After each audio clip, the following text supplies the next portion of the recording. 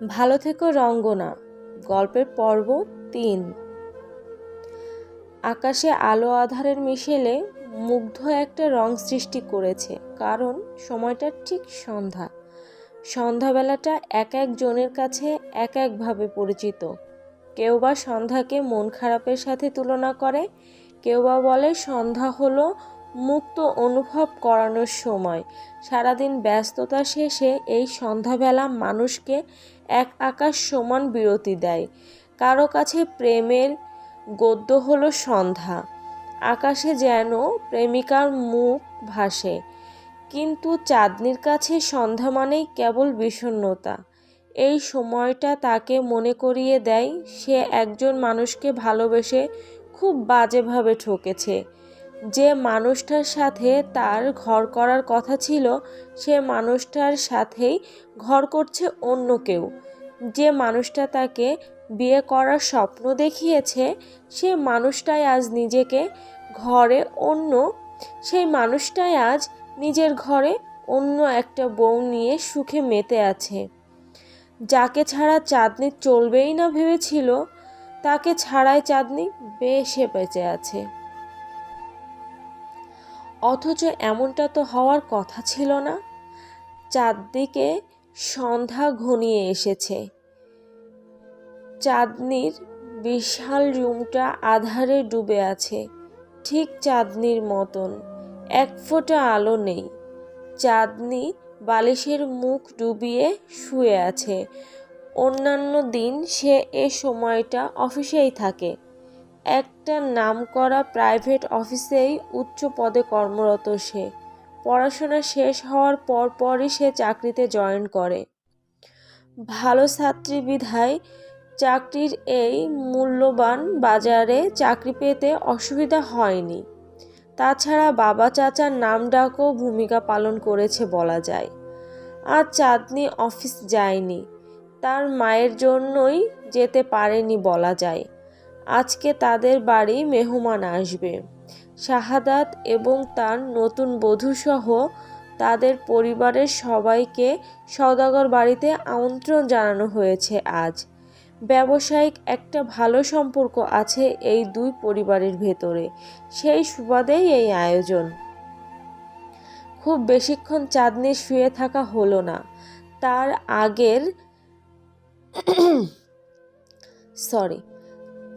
আগেই তার মা রোজা সওদাগর ব্যস্ত পায়ে ছুটে এলেন মেয়ের ঘরে।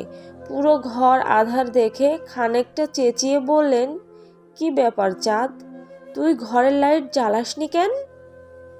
চাঁদনি উত্তর দিল না। তা দেখে ভদ্রমহিলা আরেকটু বিরক্ত হলো। আধার হাতড়ে সুইচ বোর্ড খুঁজে বের করে পুরো ঘরের লাইট জ্বালিয়ে দিলেন। ঘরের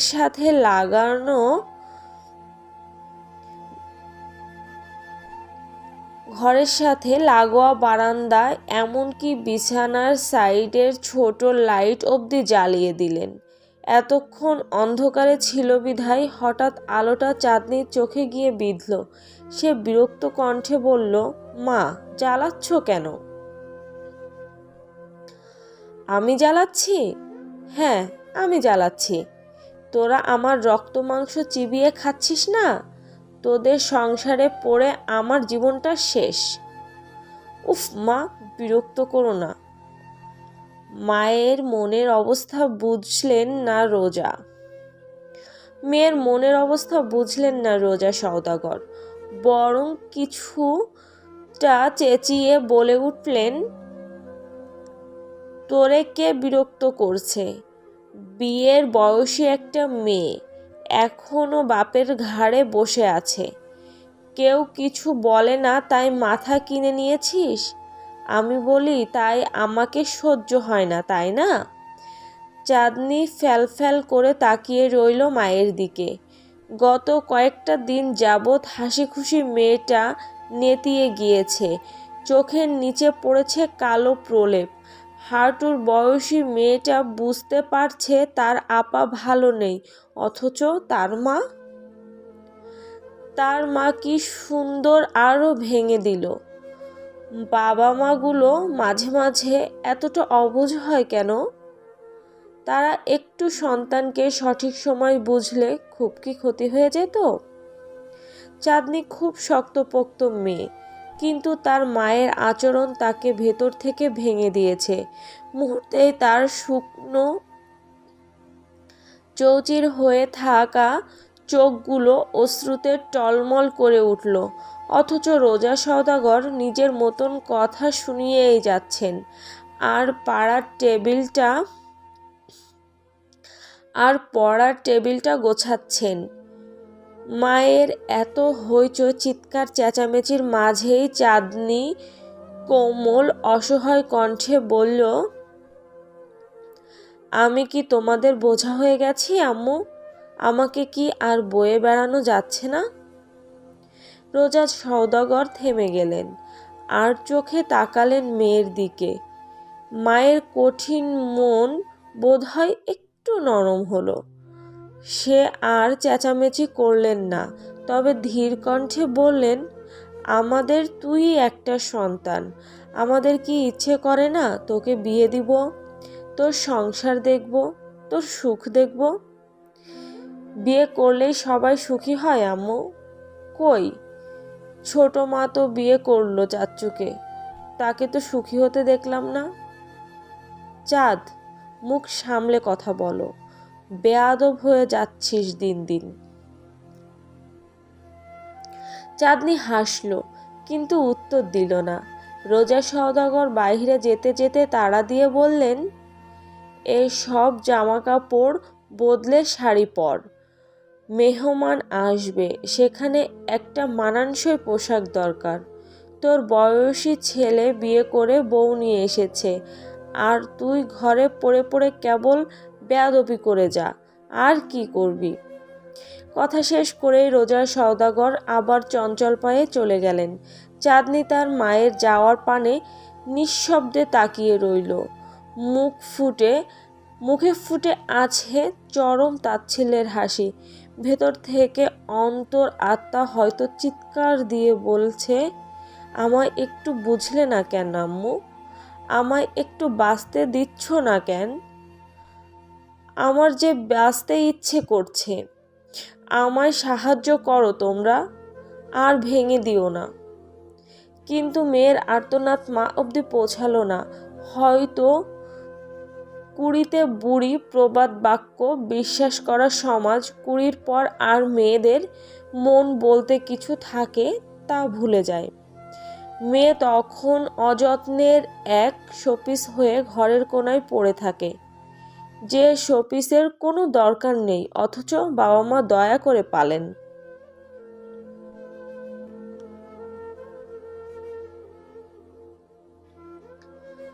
চিত্রা আর বনফুল চিত্রার রুমে বসে আছে। বাহিরে তখন অতিথি গমগম করছে। চিত্রা তার প্রিয় বান্ধবী ছাড়া বাড়ির একটা অনুষ্ঠানেও থাকে না। বনফুলকে তার চাই। অন্যান্য দিন হলে চিত্রার মনে উচ্ছ্বাস থাকতো, মেহমান এসেছে, তার পড়া লাগবে না, সে ভেবে খুশি থাকতো। কিন্তু আজ ব্যাপারটা উল্টো। আজ তার মেহমানের সামনে যেতে মন চাচ্ছে না। শাহাদাত লোকটাকে তার দু চোখে সহ্য হচ্ছে না। এত বিরক্তিকর মানুষ তার জীবনে আর একটাও দেখেনি সে।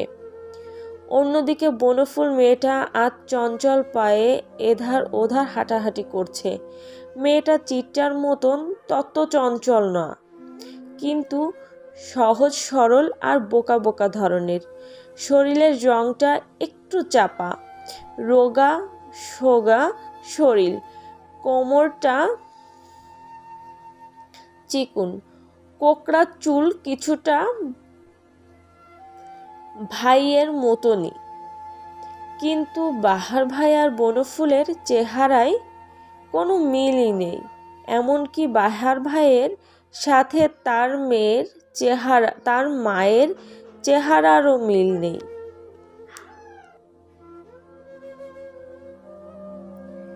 অন্যদিকে বনফুল মেয়েটা আজ চঞ্চল পায়ে এধার ওধার হাঁটাহাঁটি করছে। মেয়েটা চিত্রার মতন তত চঞ্চল না, কিছুটা সহজ সরল আর বোকা বোকা ধরনের। শরীরের রংটা একটু চাপা, রোগাসোগা শরীর, কোকড়া চুল কিছুটা ভাইয়ের মতনই, কিন্তু বাহার ভাই আর বনফুলের চেহারায় কোনো মিল নেই। এমনকি বাহার ভাইয়ের সাথে তার মায়ের চেহারারও মিল নেই, না আচরণের মিল আছে। একদম বিপরীত ধর্মী সে রাগী গম্ভীর, অথচ বনফুল কখনো রাগ করে না, অভিমান করে না। চিত্রাই যেন তার সর্বেসর্বা। কিন্তু আজ মেয়েটা একটু উত্তেজিত, কিছু একটা কারণে প্রচণ্ড উতলা হয়ে আছে। চিত্রা হয়তো জানে সে কারণ, তাই তো মিটমিটিয়ে হাসছে। বনফুল বোকা বোকা চোখে তাকালো চিত্রার দিকে, কপাল কুঁচকে বলল, কি রে চিতাবাঘ, হাসছিস কেন? চিত্রা গলা পরিষ্কার করার মতন শব্দ করল, কিছুটা গম্ভীর গম্ভীর ভাব ধরে বলল, বনফুল, একটা কাজ করে দিবি আমার? কি কাজ বল? আমি এখনই করে দিব। ঘর ঝাড়ু দিব? বনফুলের কথায় চিত্রা নিজেই নিজের কপালে চাপড় মারল, দাঁত কিরমির করে বলল, ধরে থাপড়া দেব তোরে। ঘরের কাজ করতে আসিস নাকি এখানে? তোর কাজ হলো তুহিন ভাইয়ের ঘরে যাওয়া। তুহিন নামটা শুনতেই বনফুলের কোমল চিত্ত চঞ্চল হয়ে গেল। হৃৎপিণ্ড আকস্মিক তার কম্পন বাড়িয়ে দিল। মেয়েটার কাঁপিও শুরু হলো। আমতা আমতা করে বলল, কেন কেন? ভাইয়া মাত্র অফিস থেকে এসেছে, হয়তো গিয়ে বলবি আমার ঘরে আসতে, আমরা সবাই মিলে আড্ডা দিব, যা। বনফুল ভীতু ভীতু কণ্ঠে বলল, তুই তুই যা চিতাবাঘ, তুই যা চিতাবাঘ, আমি যাব না। কে? তুই এই আমাকে ভালোবাসিস? এত ছোট্ট একটা কাজ করতে দিলাম, তাও পারবি না? বোকা মেয়েটা চিত্রার কৌশল বুঝতে পারল না। বান্ধবী কষ্ট পেয়েছে ভেবে সে তৎক্ষণাৎ বলল, রাগ করিস না চিতাবাঘ, আমি যাচ্ছি এক্ষুনি। তবুও তুই রাগিস না। যা। চিত্রা খুব কষ্টে নিজের হাসি চেপেই গম্ভীর কণ্ঠে উত্তর দিল। বনফুলও ছুটে গেল সাথে সাথে। বনফুল বেরিয়ে যেতেই চিত্রা হেসে উঠল। মেয়েটা যে কেন এত ভয় পায় তার ভাইকে সে বুঝে ওঠে না। আবার এই ভাইয়ের জন্যই রাত 7টা বাজে জানালার সামনে এসে দাঁড়িয়ে থাকে, কখন তুহিন নামক লোকটা আসবে আর বনফুল তা দেখে চোখ জোড়াবে। চিত্রার ভাবনার মাঝেই হৈ হৈ করে ঘরে প্রবেশ করল মৃন্ময়। তার পিছে পিছে চাঁদনি ও ওহিও হাজির হলো। চিত্রা হাঁ হয়ে মৃন্ময়ের দিকে তাকাতেই ছেলেটা মিষ্টি হাসি দিল, মিষ্টি করে বলল, ওহে প্রিয় চিতই পিঠা, ওহে প্রিয় চিতই পিঠা, তোমারে না দেখিতে পাইয়া মোর মন আনচান আনচান করছিল, তাই তোমার বোনদের সহিত চলে এলাম তোমাকে দেখতে। চিত্রা মৃন্ময়ের মতন ভঙ্গিমা করে বলল, ওহে আমার মৃগী রুগী ওরফে মৃন্ময় ভাইয়া, তোমায় দেখিয়া মোর হৃদয় ছলৎ করিয়া উঠিল। দুজনই দুজনের অদ্ভুত কথা বলে হেসে উঠল। চাঁদনিও কিঞ্চিৎ হাসল। কেবল মুখ গোমড়া করে চিত্রার পড়ার টেবিলের সাথে থাকা চেয়ারে এসে বসল ওহি। কিছুটা বিরক্ত কণ্ঠে বলল, এই মৃন্ময় ভাইয়াটা আমাকে একটু পড়তে দিল না, চেরিকে দিয়ে এমন তাড়া পাঠালো, আমি তো ভাবলাম কি না কি যেন বলবে। বিদ্যাসাগরের জুতা, ওহি বেগম, এত পড়ে আপনি কি বিদ্যার ড্রেন হয়ে যান? বিদ্যাসাগরের জুতা, ওহি বেগম, এত পড়ে আপনি কি বিদ্যার ড্রেন হতে চান? মৃন্ময়ের কথায় হেসে দিল চিত্রা ও চাঁদনি। ওহি মুখ ফুলিয়ে ফেলল তা দেখে। চিত্রা এবার চাঁদনি আপার দিকে তাকালো। মানুষটা কি সুন্দর সাদা শাড়ি পরেছে, কোনো প্রসাধনী ব্যবহার করা ছাড়াও মেয়েটা কি সুন্দর চাঁদের ন্যায় জ্বলজ্বল করছে। অথচ এমন একটা মেয়েকেই ফিরিয়ে দিয়েছে কোনো পুরুষ। কি বোকা সে!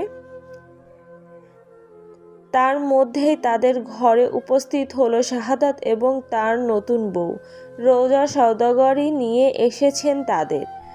এসেই ধমকে সবার উদ্দেশ্যে বললেন, ওরা ওখানে একা বসে আছে আর তোরা আড্ডা দিচ্ছিস, ওদের ডাকবি না? অতঃপর শাহাদাত এর দিকে তাকিয়ে গদগদ কণ্ঠে বলল, বাবা, আম্মু, তোমরা বসো এখানে, ওদের সাথে আড্ডা দাও, আমি শরবত পাঠাচ্ছি। মহিলা আবার ব্যস্ত পায়ে চলে গেল সেখান থেকে। চাঁদনি ছোট একটা হতাশার শ্বাস ফেলল। তার মা না জেনেই তার ভেতর কেমন ক্ষত করে ফেলেছে। মৃন্ময় ছুটে গেল নতুন বউয়ের দিকে, উত্তেজিত কণ্ঠে বলল, এটা আমাদের ঘরের বউ, কিউট না? ও নীলা, সবে এইচএসসি দিয়েছে। আমার অনেক ছোট্ট অবশ্য, তবে বেশ আদুরে, তাই না? ওহি মাথা দুলালো, কিন্তু চিত্রা দাঁড়িয়ে রইল শক্ত মুখে। চাঁদনি খাটে বসেছিল, মিষ্টি হেসে মৃন্ময়ের উত্তরে বলল, হ্যাঁ, ভীষণ সুন্দর।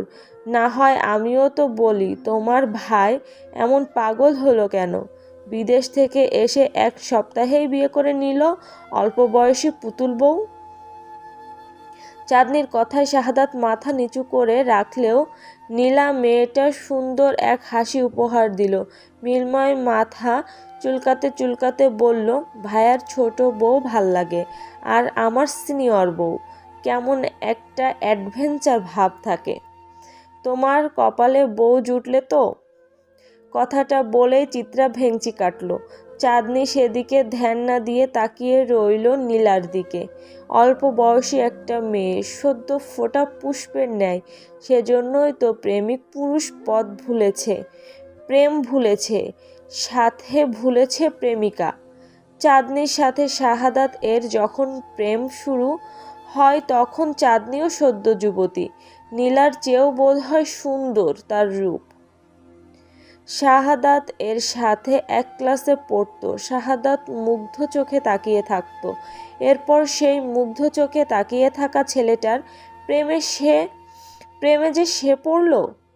দুনিয়ার আর কোনো ছেলেকে আর ভালোই লাগলো না।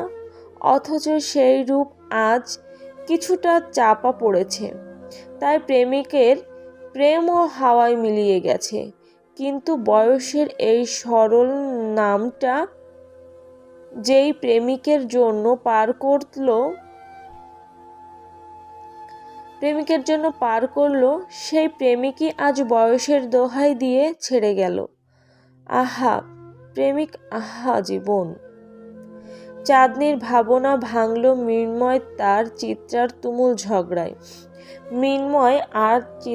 তুমুল ঝগড়ায়। এটা নতুন কিছু না, ছেলেটা সবার সাথেই এমন লেগে থাকে। চাঁদনি বসা থেকে উঠে এসে নীলার হাত ধরল, মিষ্টি হেসে বলল, এসো নীলা, বসবে এসো। এমা, না না আপু, আপনি বসুন, এটা আপনার স্থান তো। সব জায়গায় কি সবসময় সবার থাকে? কখনো কখনো কিছু জায়গা ছেড়ে দিতে হয় নতুনদের জন্য। নীলার কথার বিপরীতে বাহার তার গম্ভীর কণ্ঠে কথাটা বলতে বলতে ঘরে প্রবেশ করল। সওদাগর বাড়ির সবচেয়ে দক্ষিণ দিকের রুমটায় নীল রঙের নিভু নিভু একটা বাতি জ্বলছে। লো ভলিউমের রবীন্দ্রসঙ্গীত আমারও পরানো যাহা চায় বাজছে। ফ্যানের নিঃশব্দ বাতাসে উড়ছে ঘরের পর্দাগুলো। বাথরুম থেকে ভেসে আসছে পানির শব্দ। আর ঘরে মূর্তির ন্যায় দাঁড়িয়ে আছে বনফুল। এটা বাড়ির বড় ছেলে তুহিনের রুম। সবচেয়ে ভদ্র ছেলে সে, অথচ তাকে দেখলেই বুক কাঁপে বনফুলের। কেন কাঁপে সে জানে না। হৃৎপিণ্ডটা তার কম্পন বাড়িয়ে দেয়। মনে হয় এই বুঝি শ্বাস বন্ধ হয়ে এলো। এ কেমন মরণ মরণ অসুখ। তবে বনফুল এই মরণ মরণ অসুখটা ভালোবাসে। লোকটা যে তার ভীষণ প্রিয়। বনফুলের ভাবনার মাঝে বাথরুম থেকে বেরিয়ে এলো তুহিন। ভিজে শরীরে সাদা একটা পাঞ্জাবি পরা, লাল হয়ে আছে নাকটা, মাথা থেকে শিশির বিন্দুর ন্যায় জলের ফোঁটা পড়ছে। বনফুলকে নিজের ঘরে দেখে হাসল তুহিন, মিষ্টি কণ্ঠে শুধালো, আরে বনফুল যে, তাই এ ঘরে যে, কোনো দরকার? মেয়েটা মাথা তুলে তাকালো না, মেঝেতে দৃষ্টি রেখেই বলল, তোমাকে চিতাবাঘ ডাকছে, সবাই একসাথে আড্ডা দিবে। ও তাই নাকি, আচ্ছা যাচ্ছি। তা তোমার পড়াশুনো কেমন চলছে? ভালো ভাইয়া। বনফুলের কথায় হাসল তুহিন, ঠাট্টা করে বলল, হ্যাঁ আমি তো ভালো জানি পড়াশোনা কেমন চলছে।